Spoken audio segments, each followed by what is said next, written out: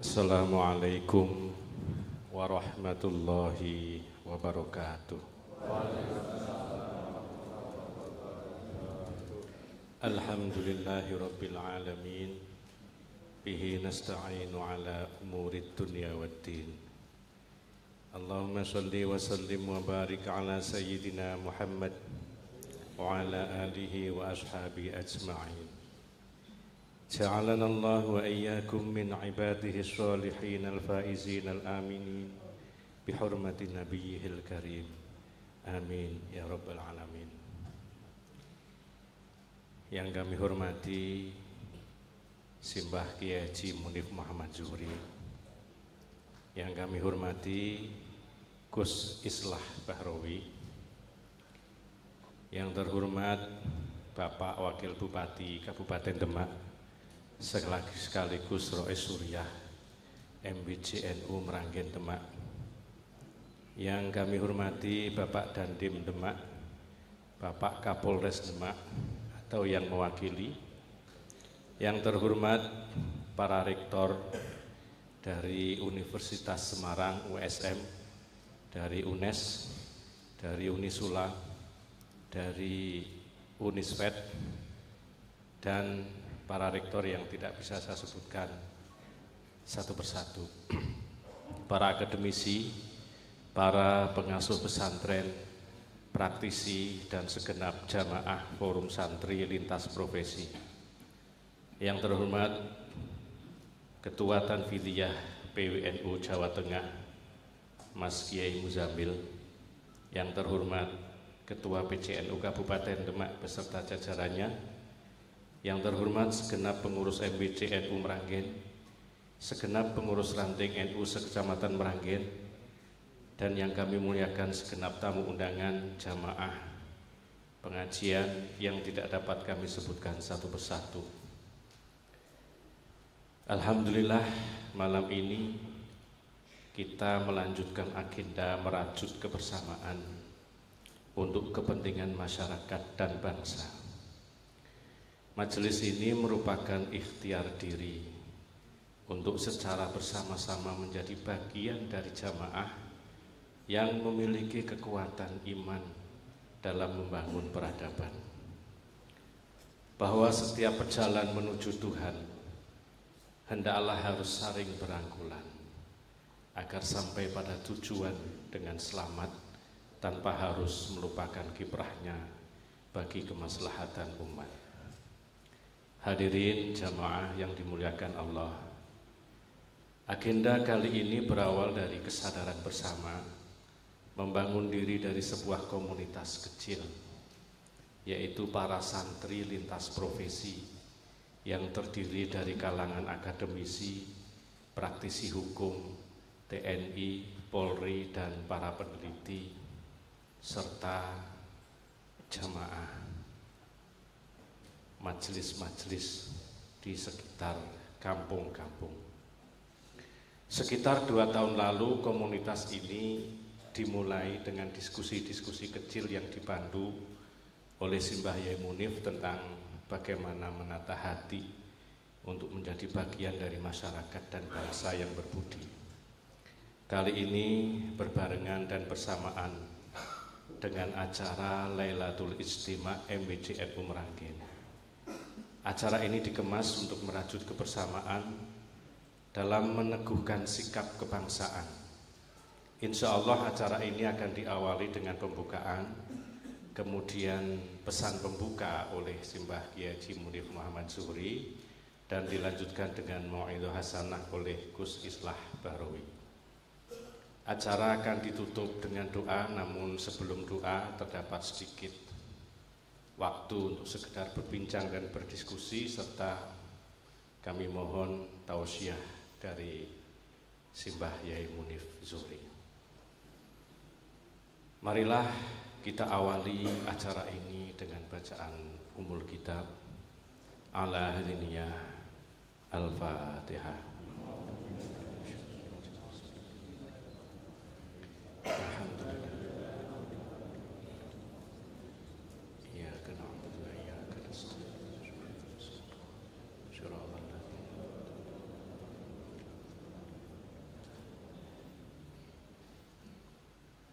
Para hadirin yang dimuliakan Allah, pesan pembuka dan amanah dari Simbah Yai Munif kami haturkan.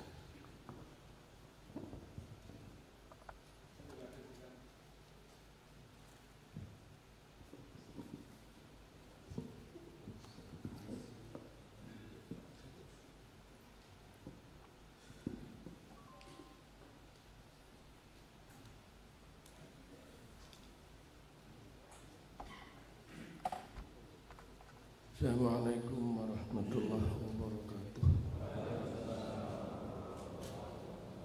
Bismillahirrahmanirrahim. Alhamdulillahirabbil alamin. Alladzi ja'alana min ummati sayyidil anbiya wal mursalin. Allahumma shalli wa sallim wa barik ala sayyidina wa maulana Muhammadin nabiyil amin.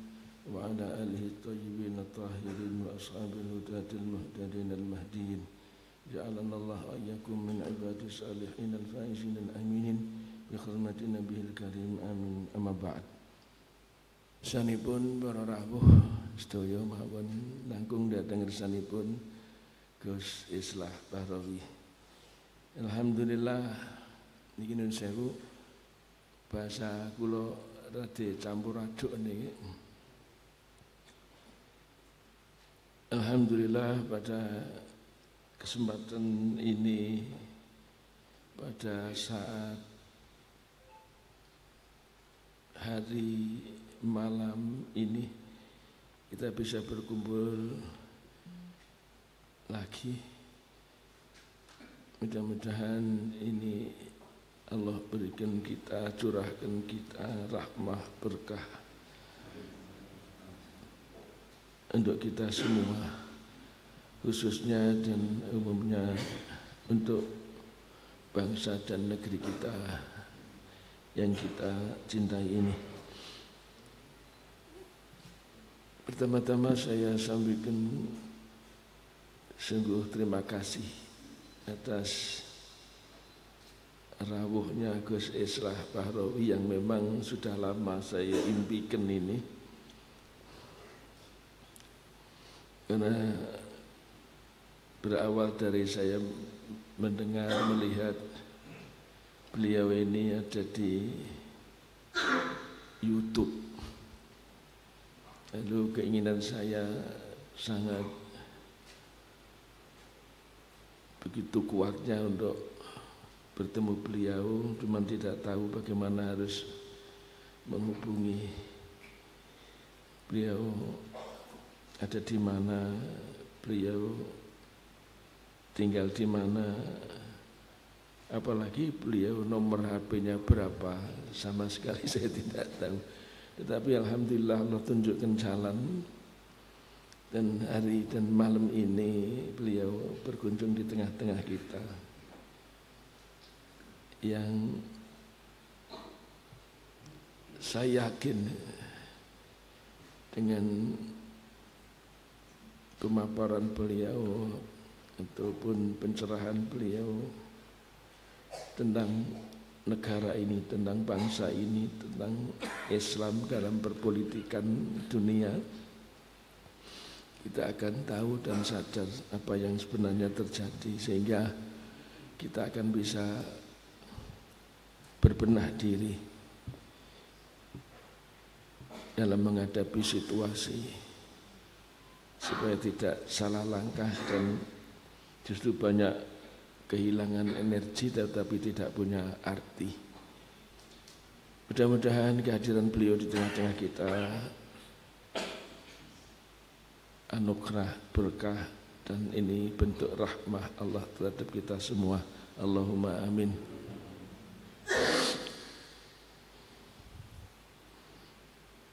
Saya sangat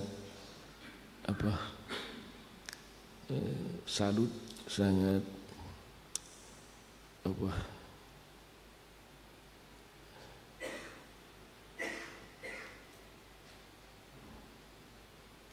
kalau bahasa arek-arek itu kepada beliau Gus Islah saya sampaikan, aku padamu.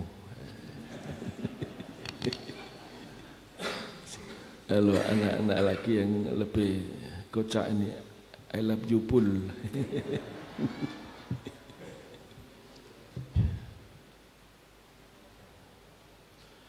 Bahkan tadi sebelum ketemu beliau, saya sempat dalam hati saya,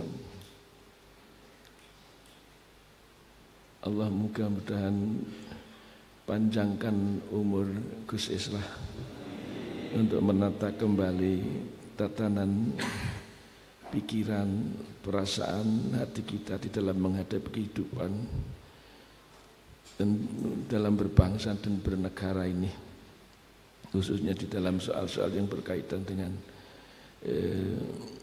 yang selama ini lagi jadi masalah, jadi sesuatu yang memang sering susah untuk diurai. Dalam benak saya itu, ya Allah, mudah-mudahan panjangkan umur Gus Islah Barawi hingga menjadi rahmah bagi kita semua. Bahkan sampai walaupun waktu itu tidak ada di hadapan beliau, saya bilang dalam hati saya bilang, Gus, jangan meninggal dulu sebelum saya izinkan, saya bilang gitu.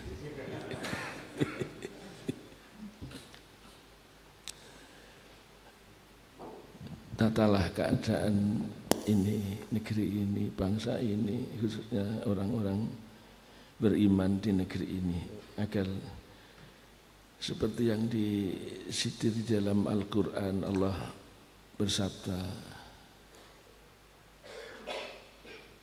supaya kita menjadi saudara, teman yang baik bagi kita semua. Kita saling mengenal satu sama lain dalam rangka menjalin sebuah kerukunan, kebersamaan yang memang ini diperlukan di dalam kehidupan. Kayak misal ini, memang susah dan sulit untuk hidup bersama, ini susah. Jangankan orang yang bentuknya lain, wong yang bentuknya sama aja susah. Maka dalam kehidupan ini sebenarnya Allah sudah berikan contoh yang baik untuk menjadi acuan, untuk menjadi kaca, untuk menjadi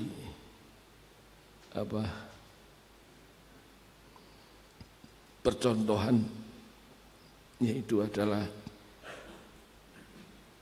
kebersamaan antara suami dan istri. Bentuknya beda, laki-laki yang begitu kuat, wanita yang begitu lembut, bentuknya dari belakang, dari depan, tidak ada yang sama, tetapi harus hidup bersama. Ini memang perlu perjuangan, tapi dengan perjuangan yang walaupun mungkin ada yang sakit dan melelahkan, tetapi ketika itu sudah terjadi sebuah kebersamaan, indahlah dalam hidup ini. Allahumma amin. Saya tidak akan panjang lebar ini sebagai pembukaan acara. Saya serahkan sepenuhnya kepada Gus Islah Barawi. Tidak usah pakai batasan waktu setengah jam, 2 jam, 20 menit. Sewengi gak apa-apa lah. Mudah-mudahan berkah untuk kita semua. Monggo silakan Gus. Assalamualaikum warahmatullahi wabarakatuh.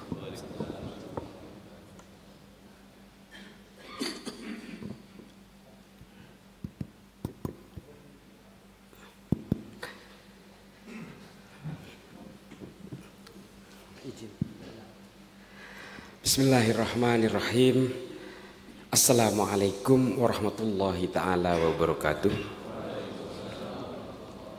Allahumma salli ala Sayyidina Muhammad wa ala ali Sayyidina wa maulana Muhammad.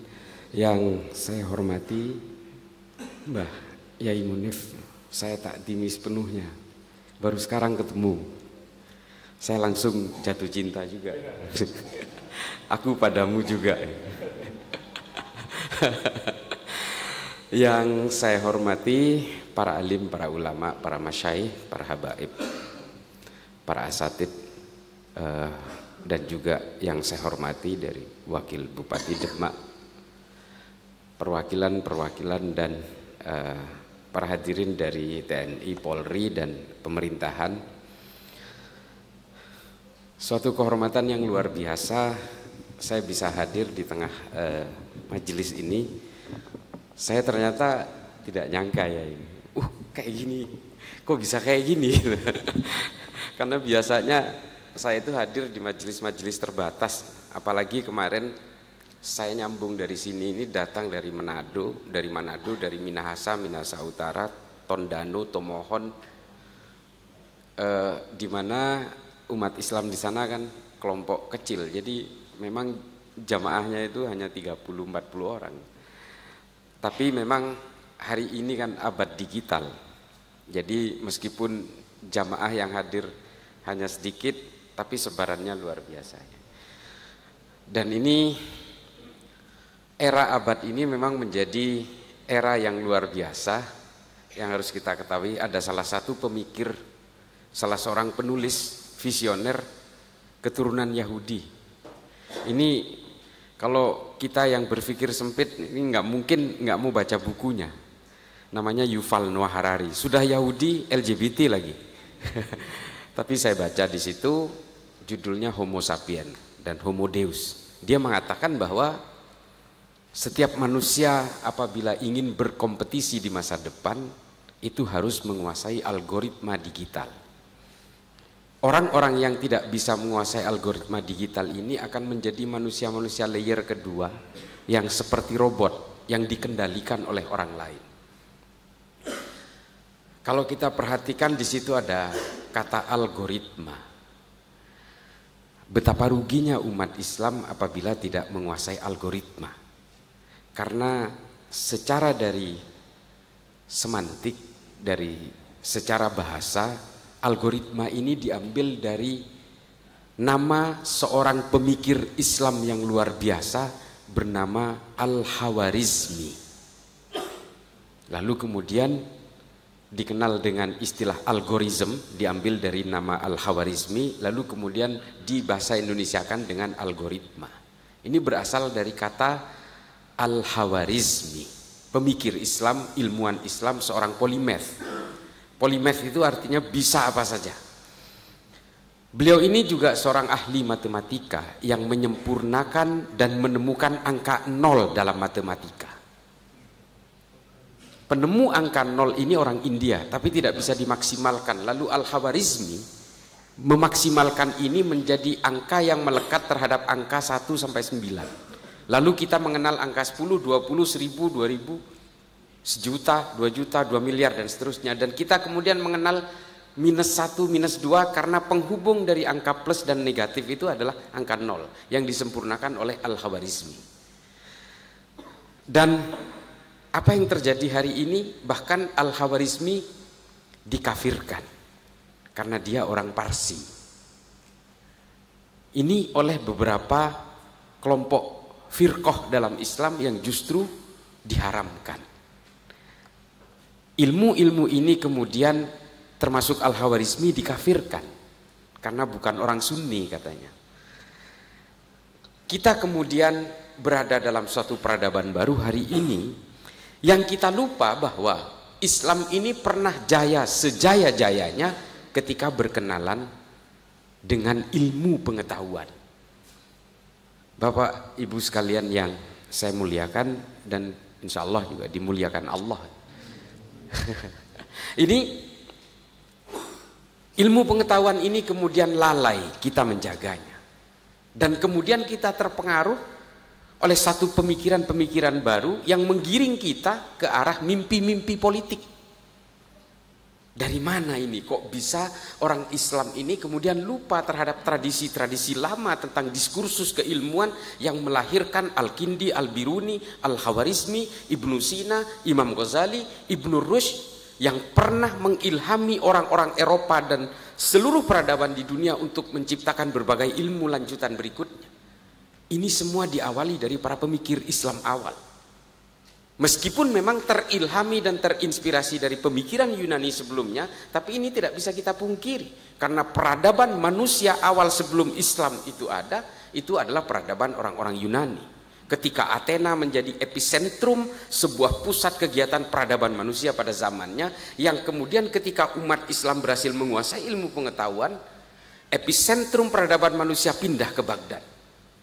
Dan di sana muncul suatu lembaga keilmuan yang bernama Baitul Hikmah. Dari Baitul Hikmah itulah kemudian melahirkan banyak ilmu pengetahuan seperti yang kita kenal hari ini. Mulai dari ilmu pengetahuan yang percaya adanya Tuhan sampai yang tidak percaya adanya Tuhan. Ini munculnya dari keilmuan-keilmuan pemikiran bangsa Arab. Jadi kalau kita kenal hari ini ilmu pendekatan teori-teori ontologi maupun teori deontologi tentang pendekatan-pendekatan ketuhanan yang kemudian melahirkan ilmu yang tidak percaya kepada Tuhan, ini berasal dari Arab yang kemudian dikembangkan oleh Feuerbach, Ernest Bloch, termasuk Marx dan sebagainya di Eropa. Ini dilahirkan oleh pemikiran-pemikiran Abul A'la Al-Ma'arri, dilahirkan oleh Ibnu Al-Mukaffa, dilahirkan pemikiran-pemikiran Abu Bakar Razi. Ini orang-orang yang meragukan adanya Tuhan. Artinya begini, ilmu yang sifatnya bermanfaat bagi manusia, yang betul-betul berbasis ketuhanan, sampai ilmu yang murtad sekalipun, itu sebenarnya pernah kita lahirkan. Karena berawal dari tradisi-tradisi, diskusi dan diskursus keilmuan yang luar biasa di dalam Islam. Lalu ada sebuah buku yang menceritakan ini. Ditulis oleh seorang Kristen Maronit dari Libanon, namanya Philip Hurri Hitti. Judulnya adalah The Story of the Arabs, sejarah bangsa Arab. Dia menceritakan bahwa dulu bangsa Eropa itu pernah menyusupkan 25 orang ke dalam Islam. Mereka dimasukkan ke Islam melalui jalur perkawinan atau dengan berpura-pura menjadi mu'allaf. Tujuannya apa? Untuk mengetahui kelemahan Islam. Untuk Islam ini di mana sih kelemahannya? Supaya apa? Karena negara-negara yang menjadi target jajahan itu adalah kebetulan hampir semuanya populasinya Muslim. Termasuk Snuk-Hurgronya yang kita kenal di Aceh kemudian. Mereka berusaha mencari titik lemahnya. Titik lemahnya ternyata di mana? Titik lemahnya ada di dalam kepentingan-kepentingan ambisi politik. Kalau umat Islam ini diperkenalkan dengan ilmu pengetahuan seperti pada eranya, pada masa kejayaannya, umat Islam ini pasti akan menguasai seluruh isi bumi ini, mulai dari geopolitik, geoekonomi dan sebagainya. Pasti akan dikuasai. Kalau ingin melemahkan umat Islam, berikan dia mimpi-mimpi politik. Lalu kemudianlah lahir gerakan-gerakan politik dengan berepicentrum di Timur Tengah. Keluar mimpi-mimpi pan-Arabisme, keluar mimpi-mimpi pan-Islamisme yang kemudian melahirkan Hizbut Tahrir, Ikhwanul Muslimin, yang kemudian betul-betul menjebak kita ke dalam tengah pertempuran-pertempuran kebencian satu sama lain. 25 orang yang mengkonversi agamanya ini ke dalam Islam pura-pura. Saya katakan pura-pura karena Philip Hurri Hitti juga menggunakan kata-kata tanda kutip, quote unquote. Pura-pura menjadi Islam hanya ingin mengetahui lemahnya orang Islam. Karena apa? Ternyata mereka mempelajari sejarah juga. Bahwa umat Islam pernah berperang sesama umat Islam karena persoalan politik. Umat Islam membunuh umat Islam yang lain karena persoalan-persoalan politik. Ini dipelajari betul oleh mereka. Dan mungkin kalau kita yang baca Tarikh At-Tabari, Imam Suyuti, Tarikhul Khulafa, Ibnu Mas'udi, Ibnu Athir, Ibnu Kathir, dan banyak kitab tarikh selalu menceritakan tentang kemelut-kemelut awal di dalam perpolitikan di Madinah after the Prophet era, setelah pasca kenabian. Kisah awal dari konflik politik di Madinah itu terjadi ketika Nabi Muhammad wafat, jenazahnya belum dimakamkan, baru wafat 3 hari 3 malam. Ini diceritakan dalam Tarikh At-Tabari. Dikatakan jenazahnya Kanjeng Nabi ini belum dimakamkan, ada 2 sahabat sudah mau tempur, sudah mengeluarkan pedang, sudah menghunuskan pedang, yaitu Sayyidina Umar dan Sa'ad bin Ubadah. Ini adalah perpecahan politik paling awal pasca kenabian. Dan kaum muhajirin serta kaum ansor yang solidnya luar biasa pada zaman Nabi, pada akhirnya terpaksa berhadapan. Yang satu berada di pihak Sa'ad bin Ubadah, yang satu berada di pihaknya Sayyidina Umar. Lalu kemudian Sayyidina Abu Bakar yang sedang merawat jenazahnya Nabi dipanggil, Abu Bakar, kamu lihat itu, Umar dan Sa'ad sudah mau berantem habis-habisan, kaum muhajirin pecah dengan kaum ansor. Ini kamu harus hentikan, kalau tidak Madinah ini akan selesai di sini. Lalu kemudian Sayyidina Abu Bakar datang mendamaikan mereka, lalu kemudian berkeputusan awal di Madinah bahwa ini harus diputuskan secara aklamasi, kita ambil jalan tengah, middle pathway istilahnya kalau di dalam buku-buku sejarah orientalis. Diambil jalan tengah, diputuskan Sayyidina Abu Bakar menjadi penggantinya Nabi. Hanya karena satu clue saja, satu tanda-tanda saja bahwa Nabi pernah mengendorse, mewakilkan menjadi imam masjid kepada Sayyidina Abu Bakar ketika Nabi sedang sakit. Hanya ini tanda-tandanya. Tidak ada tanda-tanda bahwa Nabi mewariskan suksesi penggantinya siapa, apalagi soal sistem politik. Nah, sejarah-sejarah seperti ini yang kemudian dipelajari oleh orang-orang ini supaya orang Islam ini terpecah belah. Artinya Islam ini akan terpecah belah karena persoalan-persoalan politik. Dan kita kemudian tahu, ini saya diserang habis-habisan karena mengungkapkan sejarah ini. Sayyidina Utsman juga dibunuh oleh sesama orang Islam. Kalau di dalam kitab-kitab sejarah itu dikatakan pembunuhnya adalah Muhammad bin Abu Bakar, anaknya Sayyidina Abu Bakar yang kecewa karena tidak jadi dilantik menjadi gubernur Mesir. Ini juga saya dibantah, tapi sayangnya referensi yang dibantahkan ke saya itu justru kitab sejarah yang muncul belakangan sesudah Tarikh At-Tabari. Menurut saya lemah, karena yang lebih dulu mengatakan Muhammad bin Abu Bakar, dia kecewa karena tidak jadi dilantik menjadi gubernur Mesir, meskipun eksekutornya bukan Muhammad bin Abu Bakar, eksekutornya adalah Ahmar, orang Mesir. Memegang jenggot Sayyidina Utsman, lalu Sayyidina Utsman berkata, saya nggak percaya kamu akan membunuh saya. Anak sahabat terbaik saya akan membunuh sahabat dari bapaknya sendiri, saya nggak percaya. Tapi kemudian dilepas jenggotnya, ini menurut Tarikhul Khulafa Imam Suyuti, dilepas jenggotnya, lalu kemudian berbisik kepada Ammar, Ammar kamu selesaikan dia. Lalu ditikam Sayyidina Utsman, bersimbah darah beserta Al-Quran yang sedang dibaca. Sebrutal itu, brutal. Pembunuhan itu sungguh brutal sekali. Sesama orang Islam, Sayyidina Utsman dipersekusi, dikepung 30 hari 30 malam, bahkan Sayyidina Ali tidak sanggup menyelamatkan. Sayyidina Ali hanya bisa menyelamatkan Sayyidina Utsman yang berusaha dibiarkan kehausan, tidak disuplai air. Sayyidina Ali berhasil menyelundupkan 2 gentong air ke dalam rumahnya. Lalu kemudian memerintahkan Sayyidina Hasan dan Sayyidina Ali untuk menjaga pintu depannya. Tapi Ammar dan Muhammad bin Abu Bakar nyelonong lewat pintu belakang. Lalu kejadian yang saya ceritakan tadi terjadi. Gara-gara apa ini semua? Seorang Sayyidina Utsman yang sangat suci, dikenal sangat suci karena berhasil membuat kodifikasi Al-Quran seperti 30 juz yang kita kenal hari ini. Kurang apa coba? Tapi dibunuh. Karena apa? Persoalan politik. Setelah itu terjadi pembunuhan berikutnya. Sayyidina Ali dibunuh oleh siapa? Abdurrahman bin Muljam At-Tamimi. Ini bukan orang sembarangan. Dulu dia adalah pasukannya Sayyidina Ali dalam perang melawan Muawiyah bin Abu Sufyan. Dia kecewa karena Sayyidina Ali menerima arbitrase damai ketika pasukan Muawiyah terdesak. Lalu sebagian orang ini menjadi desersi dari tentaranya Ali. Lalu dia memilih menjadi satu kelompok sendiri yang kemudian kita kenal sebagai Khawarij. Salah satu dari Khawarij ini adalah jagoannya, premannya bernama Abdurrahman bin Muljam. Dia hafidz Quran 30 juz. Semua kitab sejarah mengatakan itu. Puasa Senin Kemisnya tidak pernah lowong. Tidak pernah lowong. Sholat sunnahnya pun tidak pernah lowong. Tapi kemudian dia memenggal leher Sayyidina Ali di Masjid Jami di Kufah di Irak ketika Sayyidina Ali menjadi imam sholat subuh. pada rakaat pertama sujud pertama. Allahu Akbar, dipenggal leher Sayyidina Ali. Meneriakkan takbir. Sampai kemudian dalam Tarihul Hulafa diterangkan, sampai dibakar hidup-hidup, dia tetap tidak mau mengaku salah. Karena persoalan apa? Politik. Politik semua. Lalu kemudian kita dihiasi dengan perang-perang sesama orang Islam. Perang Jamal, perang Siffin, perang Hurrah, perang Zab. Ini perang sesama orang Islam. Jumlah korbannya ribuan. Bahkan dalam perang Hurrah yang dilakukan oleh Yazid bin Muawiyah bin Abu Sufyan, itu bahkan kurang lebih sekitar puluhan sahabat Nabi terbunuh di dalam perang itu.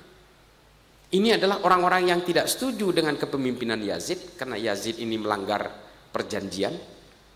Karena orang-orang Madinah pada saat itu tidak mau Bani Umayyah ini dinasti, harus berbasis aklamasi.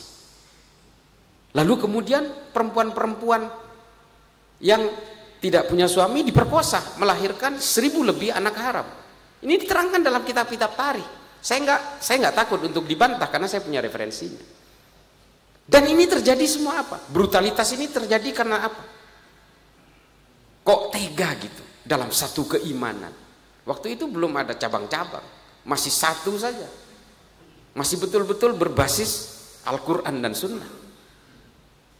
Karena persoalan-persoalan politik, semuanya persoalan politik. Lalu kemudian pembunuhan-pembunuhan berikutnya terjadi. Sayyidina Hasan, Sayyidina Husain, Ibrahim, Muhammad, cicitnya Sayyidina Ali, semua dibunuh dengan secara brutal.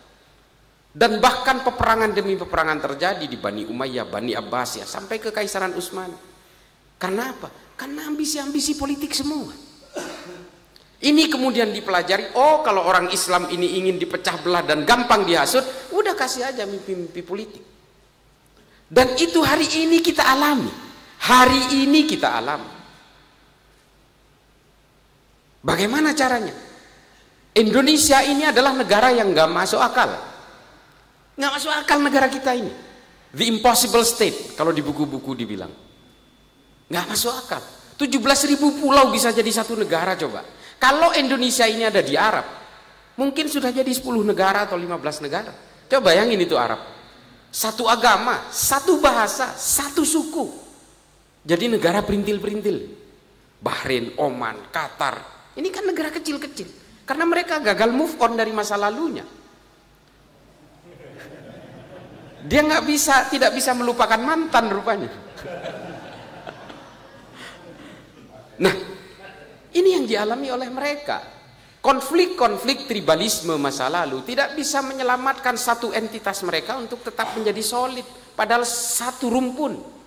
Bahasanya sama, paling dialeknya beda. Kalau orang yang bagian selatan ngomong kahwah, di sebelah utara seperti di Mesir ngomongnya gawah. Hanya dialeknya saja, bahasanya sama.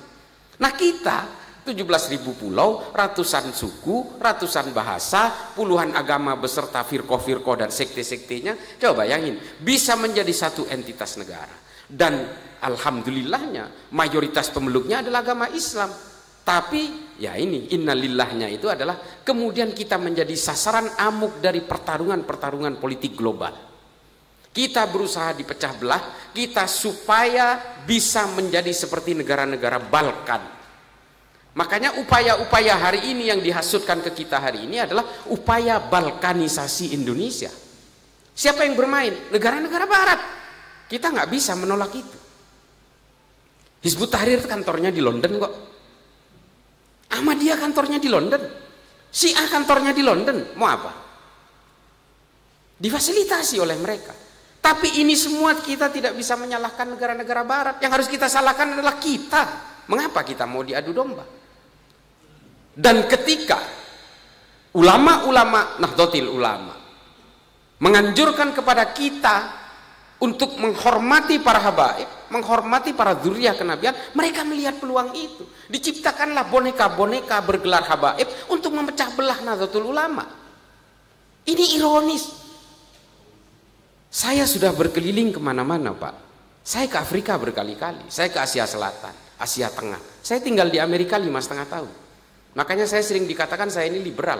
Nggak apa-apa, saya bodoh amat. Saya Nahdien sejati. Saya lahir dari keluarga Nahdien. Sampai hari ini saya masih Nahdien. Jadi sampai kadang-kadang kalau saya betul-betul diadili, kamu liberal, saya sampai sumpah, wallahi wan nabi saya Nahdien. Sebenarnya saya nggak mau ngeladenin, tapi ya sudahlah. Saya kan ingin dipojokkan menjadi musuh bersama, sehingga saya itu tidak mempunyai ruang untuk memberikan berbagai pemikiran-pemikiran ini. Saya sebenarnya bukan orang pinter, Pak. Saya cuma kadang-kadang lebih dulu tahu dari yang lain. Karena saya hobi baca memang. Saya 10.000 halaman per bulan. Ini ajudan saya tahu. Di mana-mana saya selalu baca. Semua buku saya baca, Pak. Sampai ke bungkus biskuit pun saya baca. Pabriknya ini di mana? PT Nabisco ini di mana? Oh, di Ungaran ternyata. Saya tahu itu. Karena saya dari kecil memang hobi baca. Dan sampai sekarang semua buku saya baca. Mulai dari pemikiran-pemikiran kirinya Lenin, State of Revolution, sampai buku-bukunya kirinya Islam, Muhammad Kutub, Said Kutub, Abu Bakar Naji, Idarat At-Tawahhus, semua saya baca. Semua saya baca. Jahiliyatul Qarnin Isrin, Malim fil Tariq, Fidilalil Quran, semua saya baca. Termasuk buku-buku dari abad pertengahan seperti Ibnu Khaldun Al-Muqaddimah, Abu Bakar Ahmad Ad-Dinawari Al-Mujalasa wa Jahirul Ilmi, termasuk tadi Irsadul Ibad. Kemudian menyinggung itu kitab klasik pertama yang saya baca dulu. Jadi memang kita harus betul-betul fokus terhadap ilmu pengetahuan. Kalau tidak, kita terjebak di sini.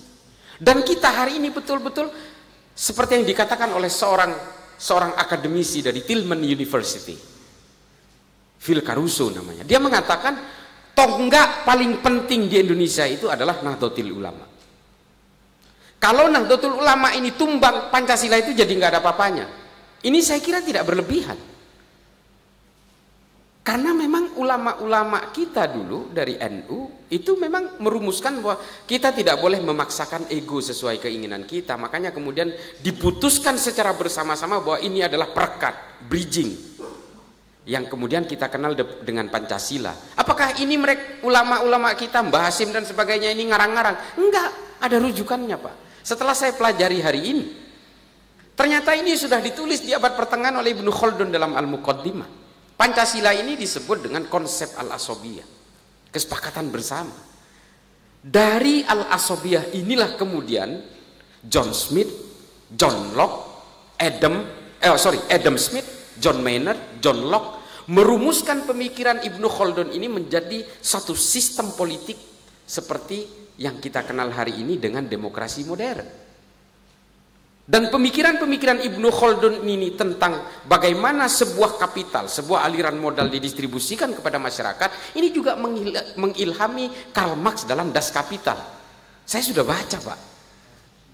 Dan ini pemikirannya sama dengan Ibnu Khaldun dalam Al-Muqaddimah. Bagaimana sebuah modal itu disebar dalam masyarakat sehingga kemudian menghasilkan menjadi cash flow yang positif bagi sebuah negara.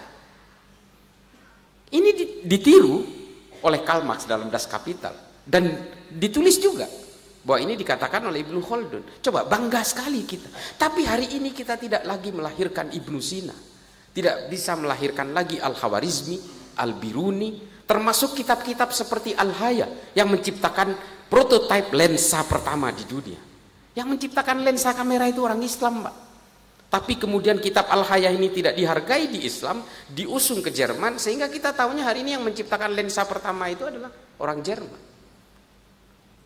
Ilmu pengetahuan ini betul-betul dijauhkan dari kita, dari umat Islam, supaya kita betul-betul sibuk dengan mimpi-mimpi politik. Dan dengan mimpi-mimpi politik itu hari ini kita menghunus pedang satu sama lain, menghunus golok satu sama lain, bahkan bukan hanya dalam satu keimanan, sesama Nahdien pun sama-sama saling menikah. Yang satu atas nama kecintaan kepada habaib, yang satu seolah-olah tidak cinta habaib. Bos, kalau kita ini berbicara tentang kecintaan kepada dzurriyyah Nabi, jangan kalahin NU. Justru ulama-ulama NU yang ngajarin orang Indonesia untuk mencintai para habaib. Kalau kita ke negara lain, saya sudah keliling ke Timur Tengah, ke Asia Tengah, mereka tidak menghormati seperti kita menghormati para habaib. Yang menghormati para habaib sejadi-jadinya, semaksimal-maksimalnya itu hanya di Indonesia.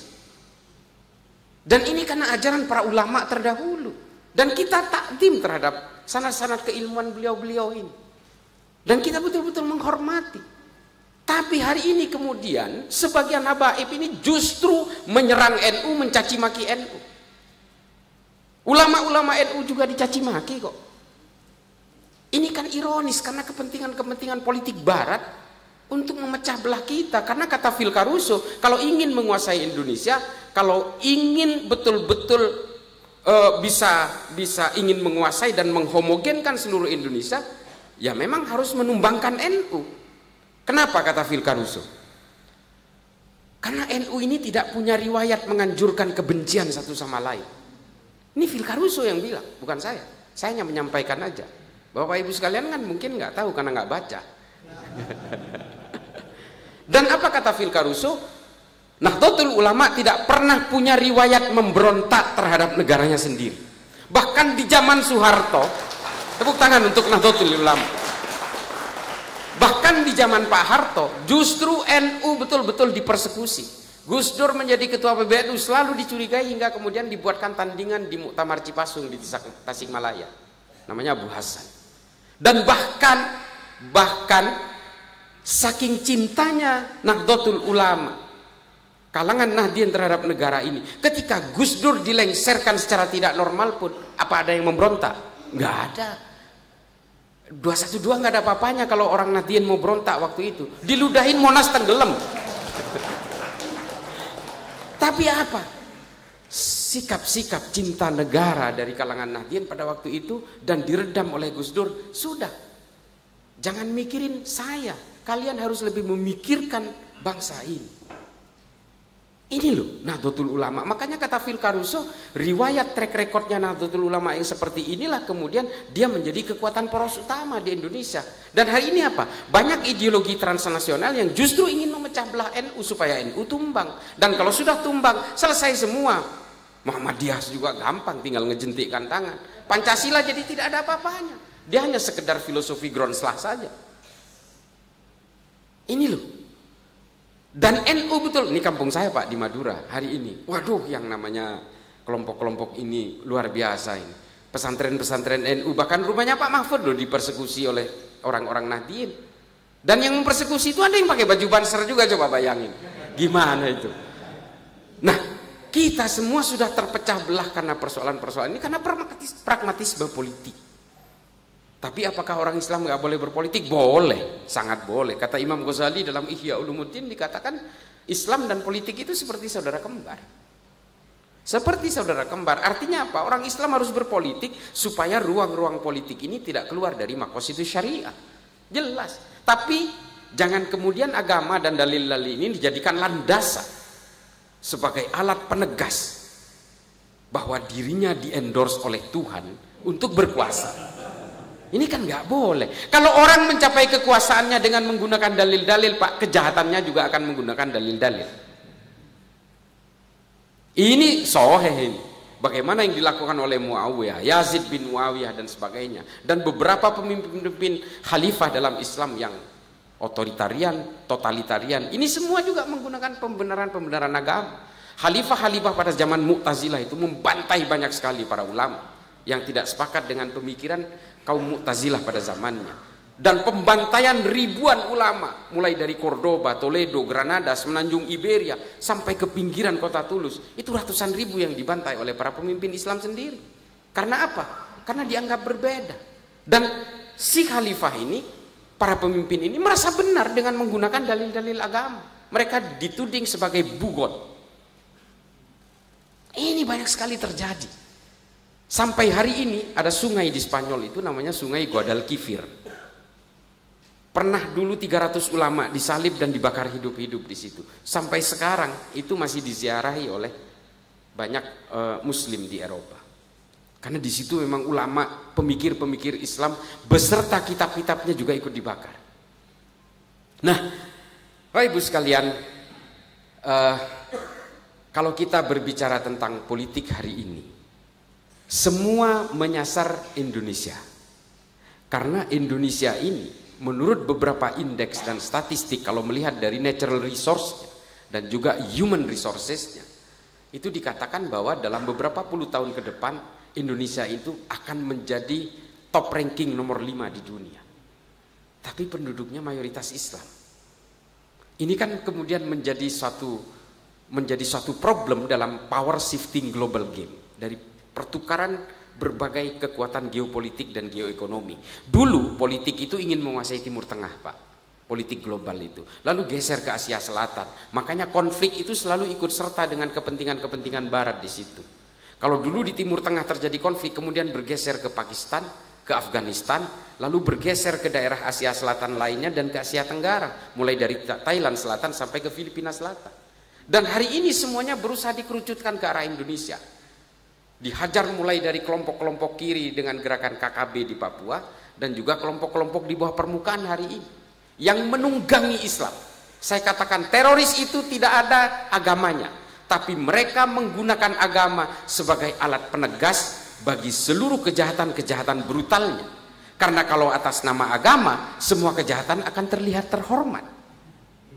Semua, Pak. Penipuan, perumahan, kampung syariah, dan sebagainya. Ini semua menggunakan agama, semuanya merasa terhormat. Dan ini dilakukan oleh kelompok-kelompok teroris ini. JI, JAD, JAK, JAT, JAS, MMI, MIT, NIB, NII, Khilafatul Muslimin. Ini semua punya tujuan-tujuan politik. Nah, ini semua berusaha menyasar kalangan Nahdliyin semua. Entah itu mimpi khilafatu min hajin nubuwah, atau yang khilafah versi Hizbut Tahrir, atau dengan mimpi-mimpi al-mamlakah yang diusung oleh kelompok Wahabisme dan Salafisme. Ini semua menggerogoti orang-orang Nahdliyin satu persatu dengan tujuan apa? Supaya Nahdlatul Ulama ini tumbang setumbang-tumbangnya, sehingga kita kemudian tidak takdim kepada para ulama-ulama NU. Mereka mengajari kita untuk mencaci maki satu sama lain, seolah-olah kalau kita beragama itu punya ruang-ruang untuk saling membenci. Padahal bukan itu tujuannya. Yang diajarkan oleh para ulama-ulama kita yang tawadhu, ini kan tidak begitu. Orang NU itu sudah diajari untuk saling menghormati satu sama lain sejak dulu. Kakek saya itu santrinya Mbah Holil, Syekhona Khalil bin Abdul Latif di Bangkalan. Kakek saya itu santri terakhir. Kakek saya ini namanya Kiai Haji Zayyadi, satu kamar dengan Kiai Haji As'ad Samsul Arifin Asem Bagus itu Bondo Sukorejo. Nah, ini satu kamar dulu setelah Mbah Hashim, jauh setelah Mbah Hashim. Nah, saya kebetulan juga mondok di pondok itu, tapi saya sudah cicitnya. Allah yarham Kiai Abdullah. Nah, kakek saya itu ngajarin saya itu dulu ketika saya kecil itu, setiap hari itu saya dibawa ke toko-toko yang Cina pemiliknya. Nggak beli apa-apa, cuma ngobrol aja dengan Cina-Cina yang di kota Bangkalan itu. Ya kita ngobrol biasa, kita dikasih kopi dan ada salib di mana-mana, kita udah biasa. Lalu saya tanya ke kakek saya, Abah, gitu. Abah, saya kok dibawa ke sini, itu kan ada salib, itu kan kafir. Ya supaya kamu tahu bahwa kafir itu bukan untuk dimusuhi, kafir itu untuk diajak ngobrol, kata. Itu kata kakek saya. Loh, ini ajaran siapa? Ya dulu Mbah Holil itu yang ngajari begini. Jadi Mbah Holil itu dulu ya keliling-keliling. Nah, itulah alasan kakek saya untuk memperkenalkan Islam itu ya seperti itu. Bukan dengan justru menyerukan bakar, gantung, bunuh. Ahlul bid'ah.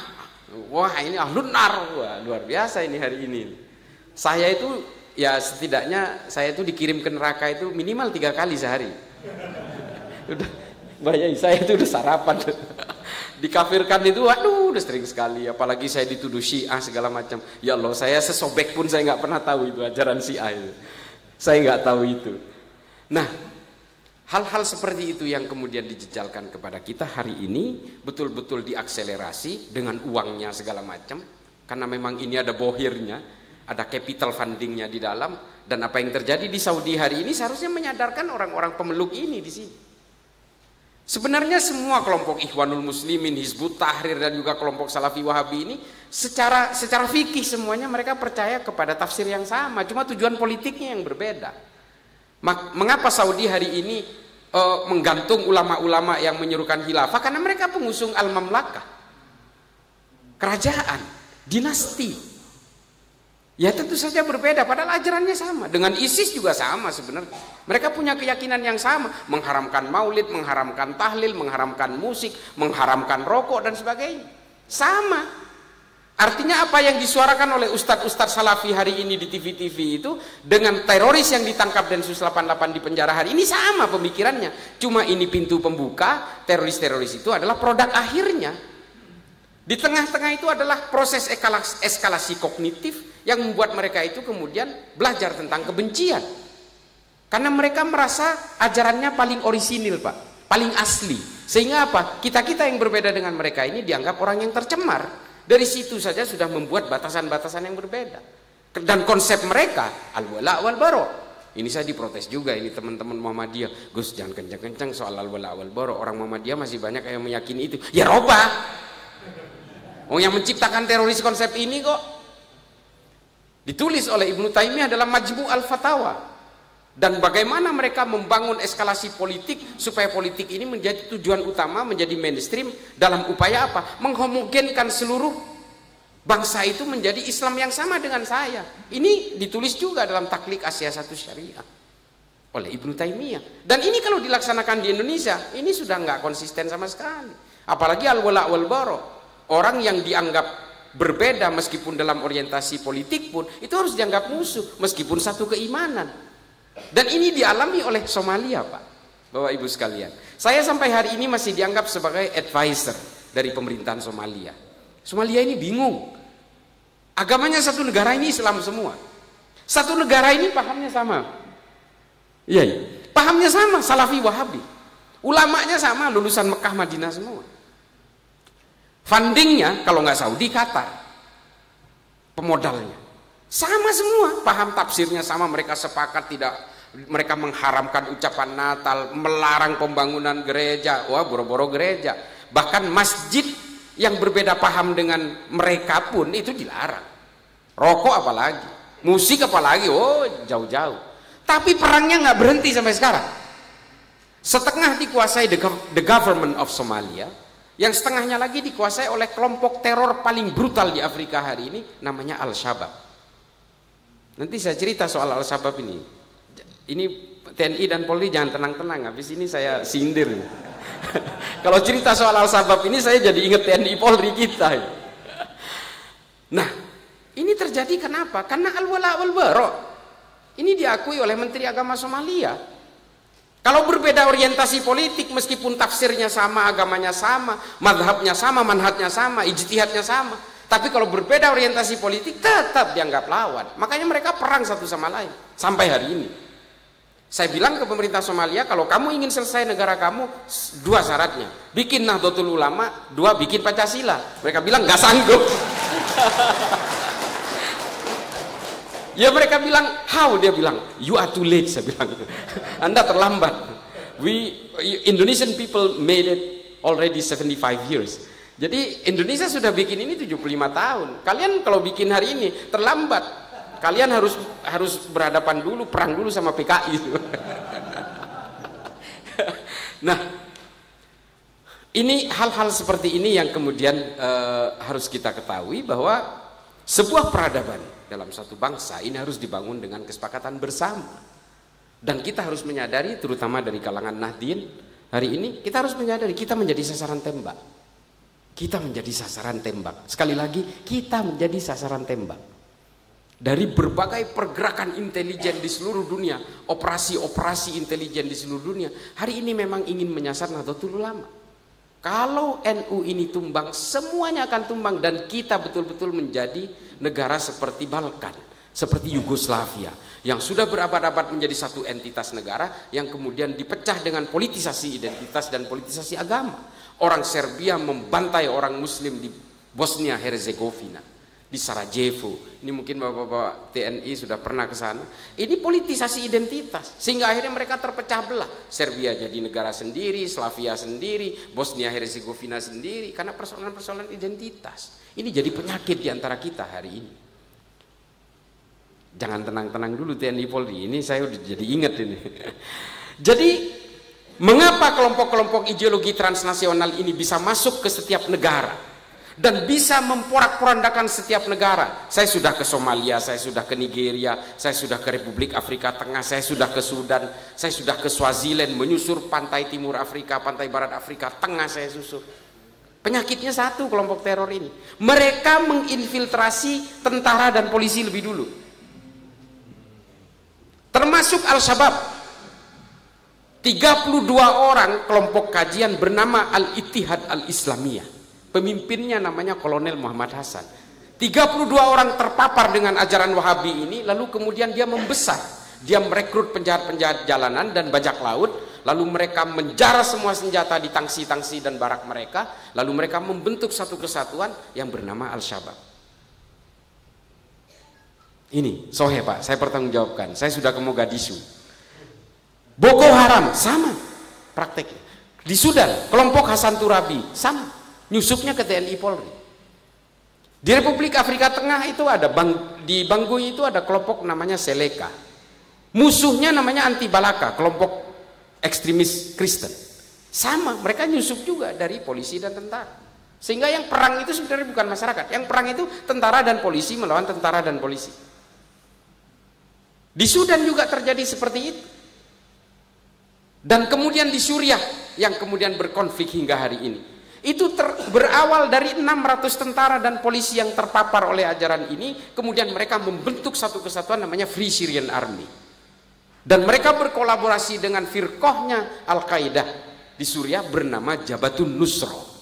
Dan mereka kemudian bergabung dengan kelompok teror lama yang bernama Liwa'ut Tauhid dan memporak-porandakan Suriah hingga hari ini. Semua ulama dibantai. Syekh Muhammad Ramadan Al-Buthi, Syekh Adnan Al-Afyuni, ini orang-orang ulama kelas dunia dibunuh oleh kelompok ini. Dan di Indonesia hari ini Polri 23.000 yang terpapar, TNI 9.700 yang terpapar, dan semuanya bersenjata, semuanya bertanggung jawab untuk pertahanan negara, yang satu lagi bertanggung jawab untuk keamanan negara. Selesai Pak. Laskar At-Taiba di Pakistan berhasil menyusup lama lewat Presiden Ziaul Haq. Kemudian diakselerasi oleh Pervez Musharraf menjadi kekuatan-kekuatan politik. Apa yang terjadi di sana? Semua tentara dan polisinya dikuasai oleh kelompok ini. Namanya Laskar At-Taiba. Demikian juga dengan kelompok-kelompok lain. Wah ibu sekalian yang saya muliakan, ini bukan hanya terjadi di Islam. Kekuatan-kekuatan politik memporak-porandakan semua agama-agama. Orang Kristen terlibat perang 30 tahun di Eropa, membunuh 8 juta lebih orang Eropa. Lalu kemudian membelah Kristen menjadi Katolik dan Protestan. Kelompok-kelompok Bharatiya Janata garis keras membelah Hindu. Yang satu berubah menjadi Hindutva, yang satu menjadi Shiv Sena. Dan mereka berperang sesama Hindu. Karena persoalan apa? Persoalan politik. Kelompok Asin Wiratu menunggangi Buddha untuk mempersekusi orang-orang Rohingya. Karena apa? Politik. Dan kita hari ini oleh yang namanya 3 huruf ini, betul-betul Nahdien, kalangan Nahdien dipecah belah oleh kelompok ini. Kelompok 3 huruf lah. Ya, maaf, kita boleh berbeda pandangan, tapi ini biang perpecahan di dalam Nahdien. Karena sama Pak, mereka maulidan juga. Tapi yang satu kan, ya yang satu membela baliho sampai keluarin senjata tajam, yang satu kan enggak. Kalau dengan persoalan politik Pak, dendam dan marahnya awet. Sunni dan Syiah 1500 tahun sampai hari ini. Cebong kampret 2014 sampai sekarang loh. Kadrun Basar RP sampai sekarang. Prabowo sama Sandiaga Uno udah jadi menteri kok. Tapi di bawah ini masih bertarung habis-habisan. Kenapa? Karena kita memang diajak untuk berpecah belah satu sama lain. Dan kita nggak pernah menyadari itu. Bapak Ibu sekalian,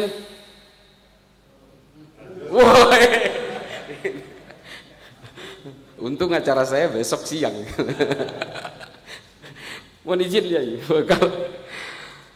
Jadi memang mohon maaf Bapak Ibu sekalian, kalau kita baca tentang buku-buku, terutama yang ditulis, saya terus terang kalau membaca literatur tentang Islam, itu saya membaca yang ditulis oleh orang Kristen atau orang-orang non-Islam. Kalau saya ingin saya ingin perbandingan apa sih kata orang non-Islam tentang Nabi Muhammad, ya saya baca tulisan-tulisan yang ditulis oleh orang non-Islam. William Montgomery Watt, judulnya Muhammad. Ada Maxim Robinson tentang Muhammad. Ini kemudian kita jadi tahu apa sih Islam menurut otak mereka. Dan kemudian kita membaca tentang tulisan Simon Sebag Montefiore misalnya, yang mengetengahkan tentang sejarah-sejarah Islam.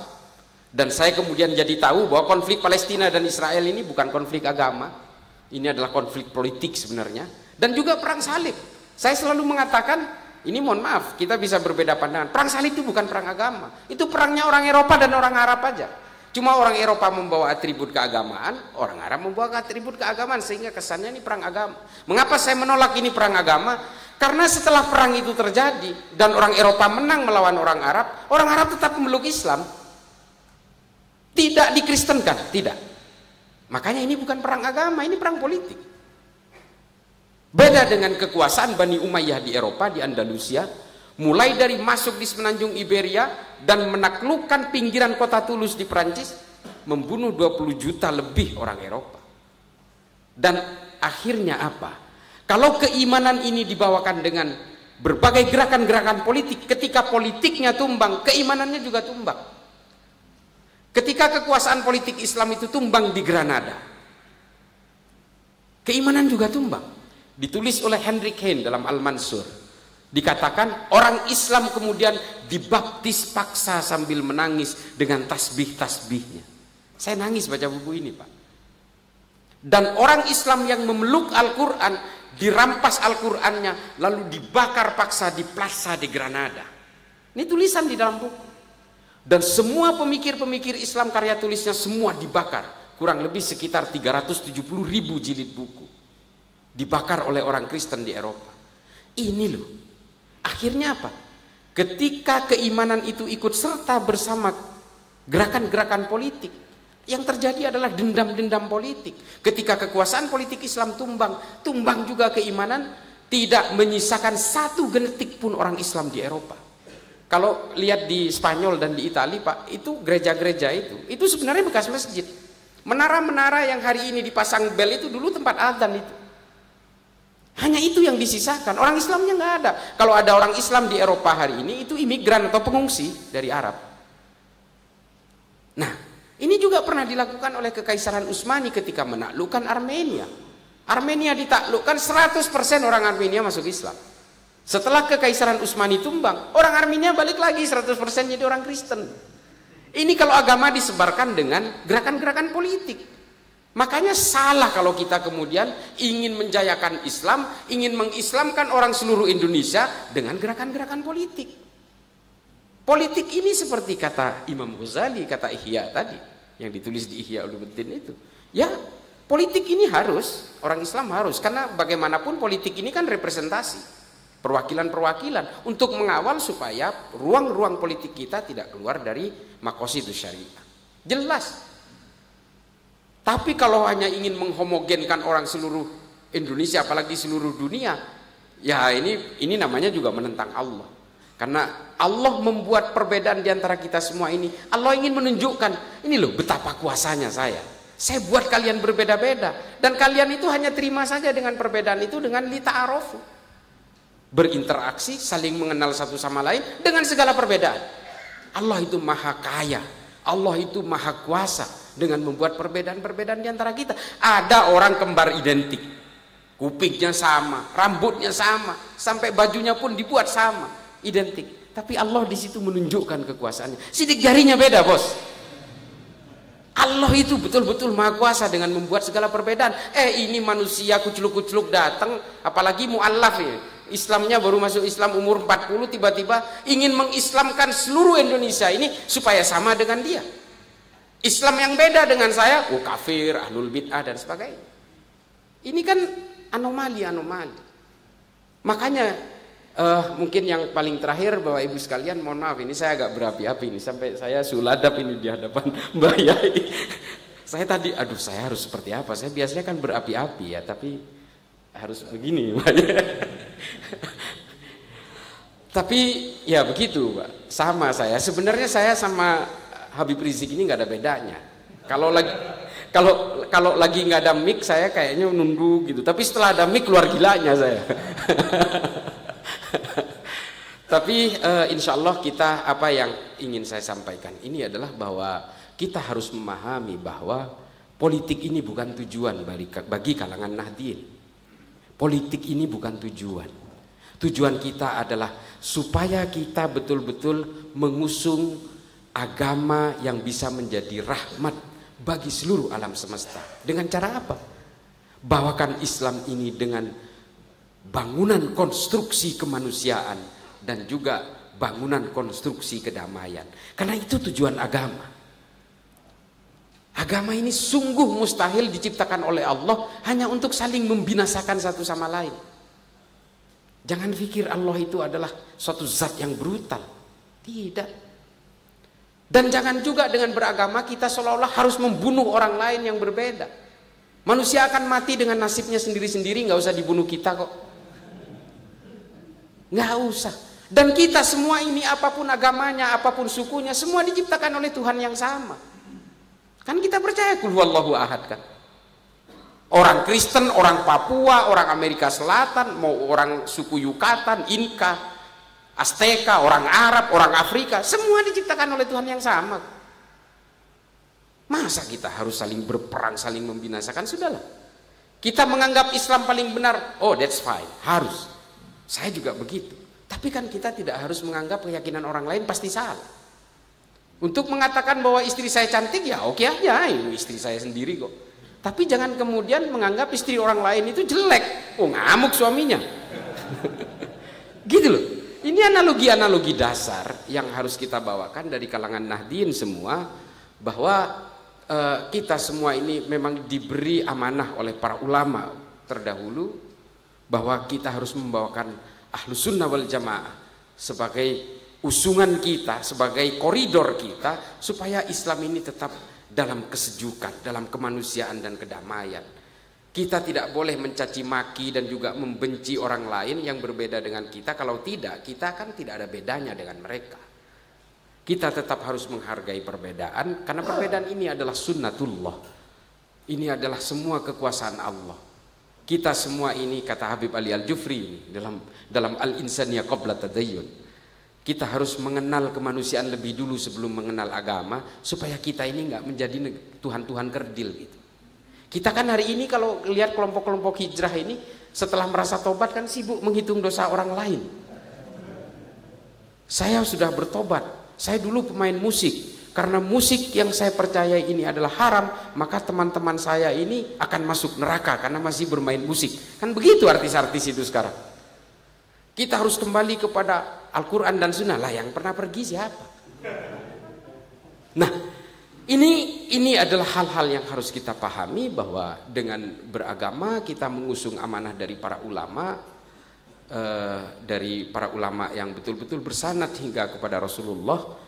Jangan kemudian kita menghegemoni untuk menghomogenisasi, karena kita semua ini diciptakan berbeda-beda, bukan dalam ruang hampa. Ini semua kita diciptakan oleh Allah supaya kita betul-betul mengenal manusia lainnya. Khairun nas anfa'uhum linnas. Nabi menggunakan kata annas di situ, bukan mukminin, bukan muslimin, bukan. Nabi menggunakan istilah manusia secara universal. Manusia yang baik adalah manusia yang berguna bagi manusia lainnya. That's it, simple. Nah, oleh karena itu Bapak Ibu sekalian, saya mohon maaf apabila ada kesalahan dalam kata-kata saya, atau ada kata-kata yang memang tidak sesuai dengan literatur yang Bapak baca, tapi saya punya literatur sendiri. Masih ada sombongnya lah dikit. Mudah-mudahan ini bisa menjadi maslahat bagi saya yang fakir ilmu ini. Akhiron ihdinas siratal mustaqim, wallahul muwaffiq ila aqwamit thoriq. Assalamualaikum warahmatullahi taala wabarakatuh.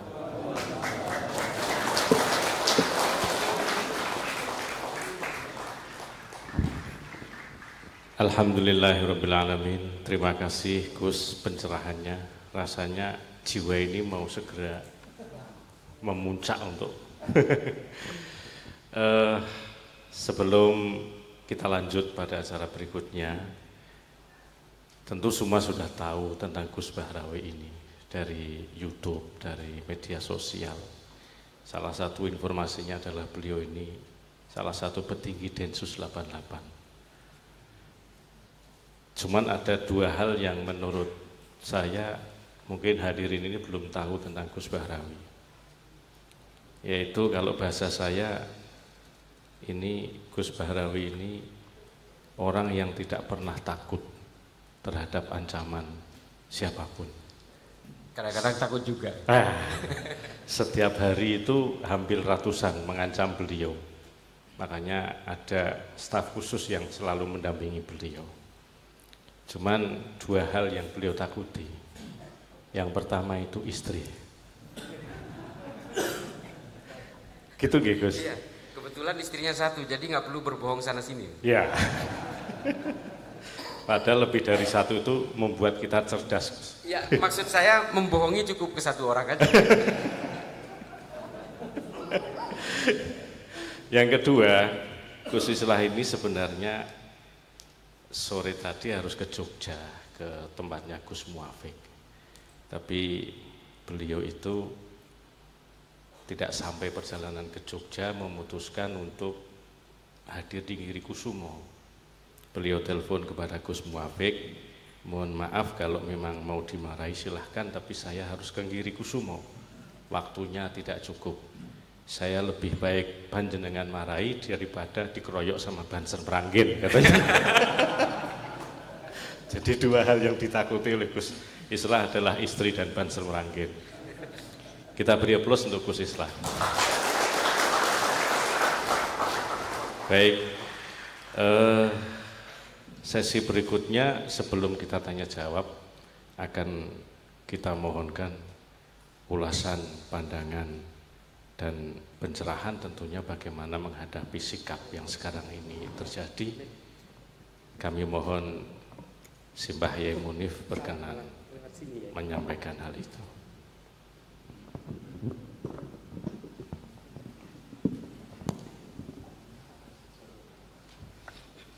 Assalamualaikum warahmatullahi wabarakatuh.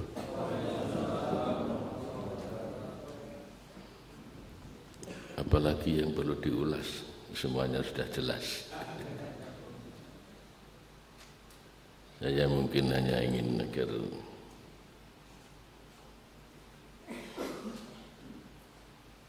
kita di dalam kehidupan beragama ini tidak hanya tahu soal-soal yang berkaitan dengan yang di luar,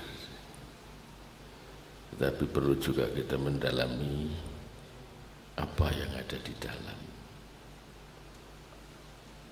Agama itu sebenarnya sesuatu yang bersih, bening, dan suci.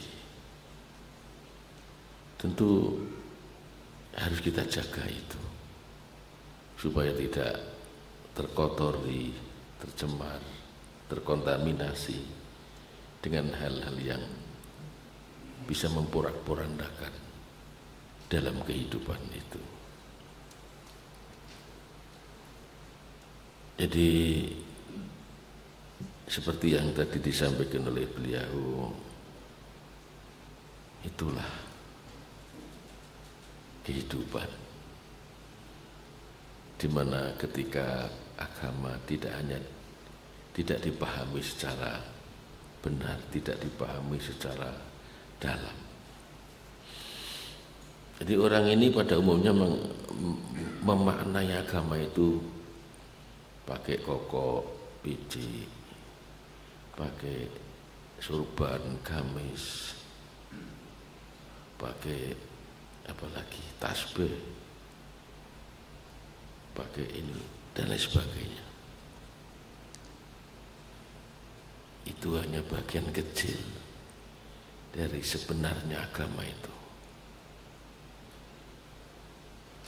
Agama yang paling besar adalah dalam menata kehidupan, menata hati, perasaan dan pikiran, sehingga kehidupannya akan bagaikan simfoni yang membuat kita menjadi bahagia apapun yang kita terima. Agama akan membuat bagaimana seorang yang miskin, yang sakit parah, tetap dalam keadaan ketenangan jiwa, tetap dalam keadaan kebahagiaan. Dan agama akan membuat orang-orang yang sehat, orang yang kaya, satu saat dia akan menangis, menyesali apa yang telah diperbuat. Satu saat yang lain ada malah agama ini membuat orang yang sakit, dia bahagia dengan sakitnya, dia bahagia dengan fakirnya. Seperti Rasulullah pernah sampaikan, Allahumma ahyini miskina wa amitni miskina wakhsurni fi zumratil masakin wa fi riwayatin akhar wa tawaffani miskinan. Ya Allah, hidupkanlah hamba ini dalam keadaan miskin, matikan hamba ini dalam keadaan miskin, dan mohon hamba ini nanti dikumpulkan dengan orang-orang miskin pada hari kiamat. Barangkali itu doa bukan ditujukan kepada kita kayaknya, karena kita tidak akan kuat dengan doa itu. Apalagi kita disimpulkan, disidir oleh beliau dengan mimpi-mimpi politik. Kita malah menjadi hilang kesadaran kita bahwa ini adalah saudara, bahwa ini adalah orang tua, bahwa ini adalah adik saya, bahwa ini adalah istri saya, ini anak saya, semua hilang. Marilah kita sadari bahwa inilah keadaan yang sebenarnya. Kita harus bangkit dari keterpurukan ini, dan kita harus belajar dari kehancuran yang telah mungkin kita telah dengar, mungkin kita telah lihat, mungkin kita telah tahu.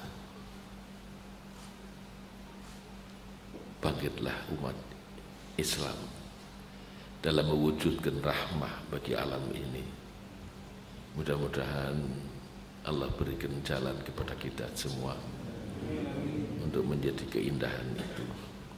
Sering kita lihat di televisi ada topik atau judul ya, Islam itu indah.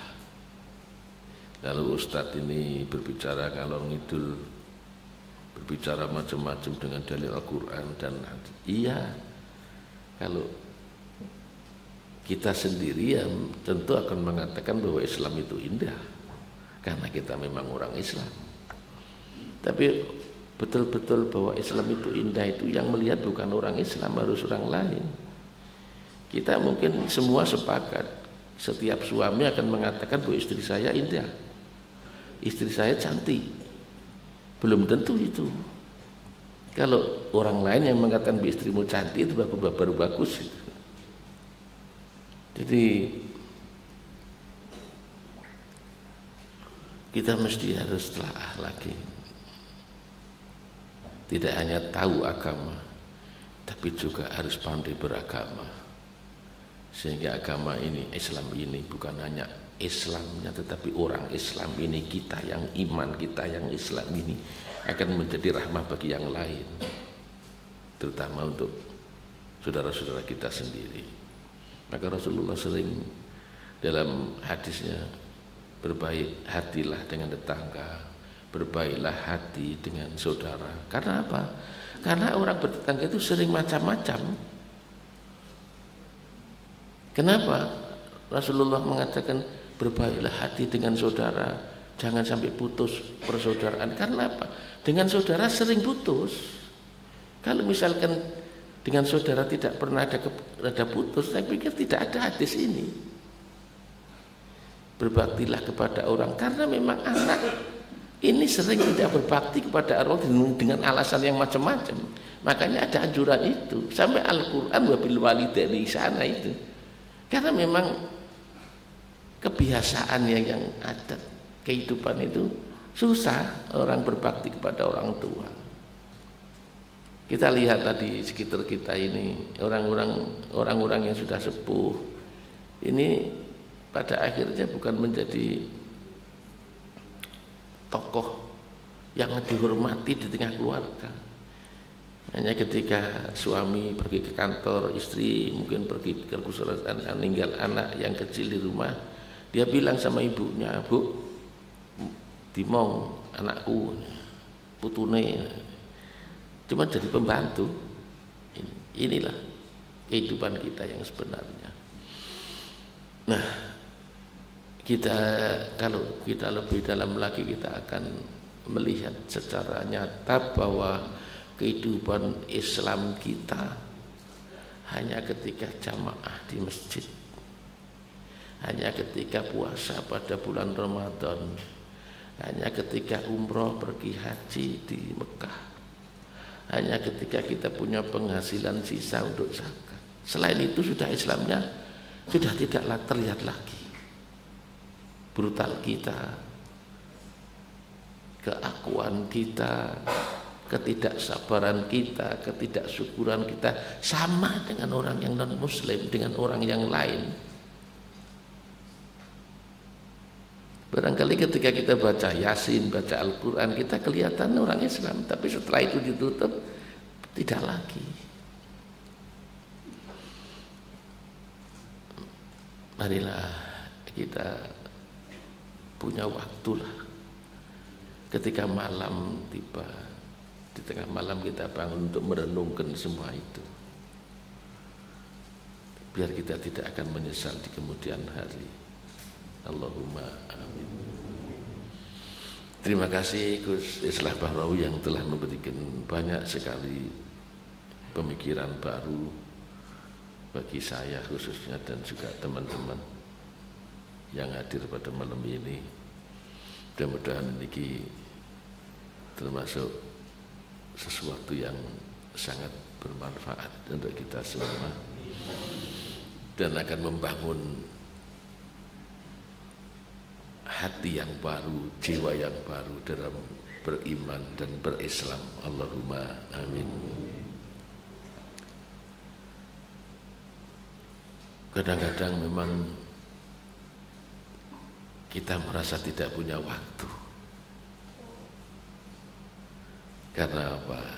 Kita terlalu banyak memikirkan dunia ini dan memikirkan mimpi-mimpi kehidupan yang selalu tidak lagi seperti yang diharapkan ini. Kita sudah lelah, kepala kita sudah penat, tulang-tulang kita sudah terasa sakit semua. Apa yang membuat itu semua? Sebenarnya pemikiran-pemikiran yang bersifat duniawi semua. Betapapun sakitnya, betapapun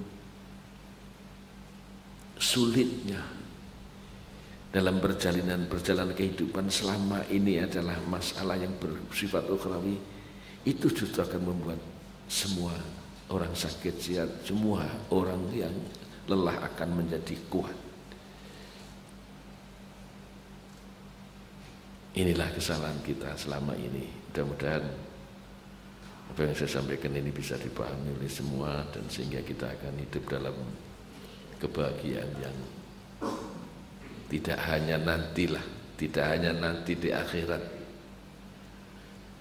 Kalau kita bisa benar-benar memahami Islam ini secara benar dan beragama Islam dengan benar, surga sudah ketika kita ada di sini. Maka satu saat Rasulullah itu tidak kundur ya untuk garwo, untuk tidak kundur ke rumah. Ada sekira-kira waktu sebulan, dan yang menjadi masalah Dan yang menjadi masalah adalah yang terindikasi ini salah satu garwa beliau namanya Sofiyah, putri Said Sahabat Umar ini. Sahabat Umar mencari Rasulullah di mana. Lalu akhirnya sampailah kabar bahwa Rasulullah ada di rumah panggung. Lalu sahabat Umar ini menyusul ke sana. Setelah beberapa kali mohon izin dan diizinkan, sahabat Umar naik ke atas dan menangis. Rasulullah sempat bertanya, "Kenapa kamu menangis?" Sahabat Umar ini menjawab, "Saya melihat banyak sekali orang-orang yang tidak beriman menjadi raja dengan kehidupan yang enak. Tetapi saya melihat Rasulullah hanya beralaskan tikar di ruang yang sempit." Apa jawab Rasulullah? "Afi syakin anta ya Umar." Apa kue mamang? Artinya apa? Kalau kita memang punya keyakinan yang begitu kuat dan benar, surga tidak lagi nanti tapi sekarang.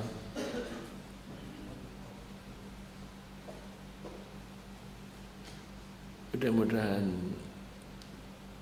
ini bisa mengilhami kita semua dalam berkehidupan ini, sehingga tidak sibuk bertikai, tidak sibuk tukaran dengan yang lain, tapi hatinya selalu sibuk dengan Tuhan.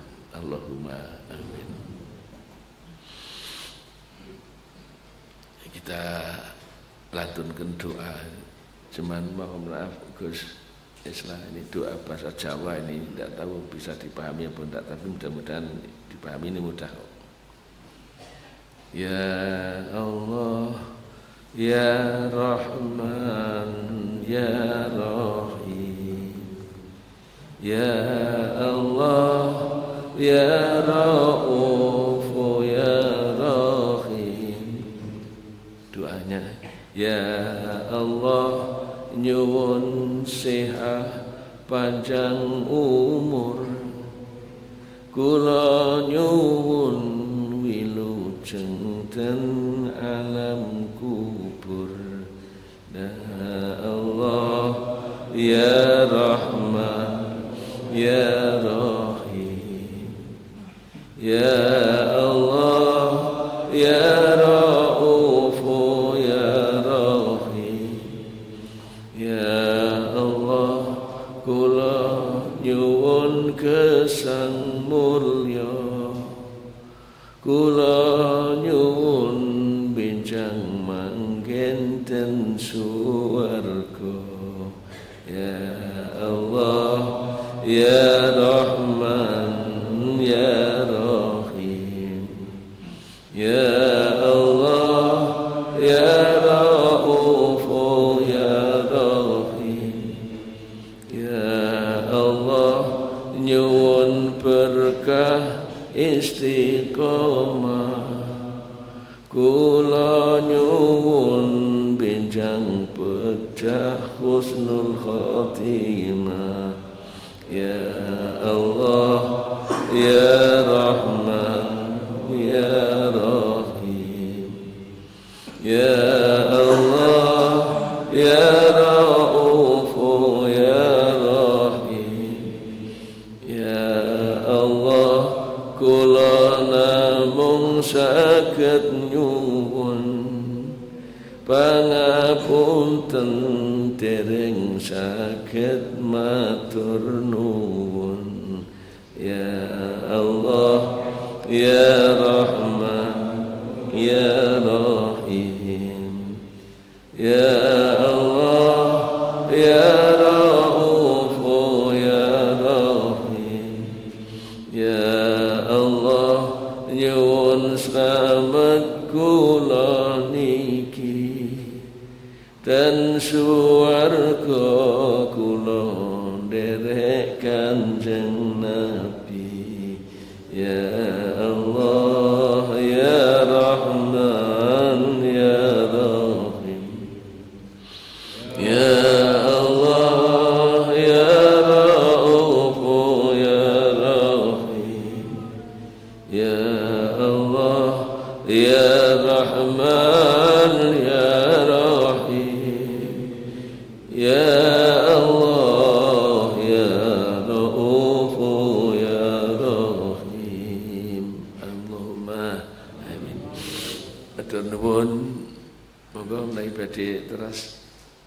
dan sesi pertanyaan.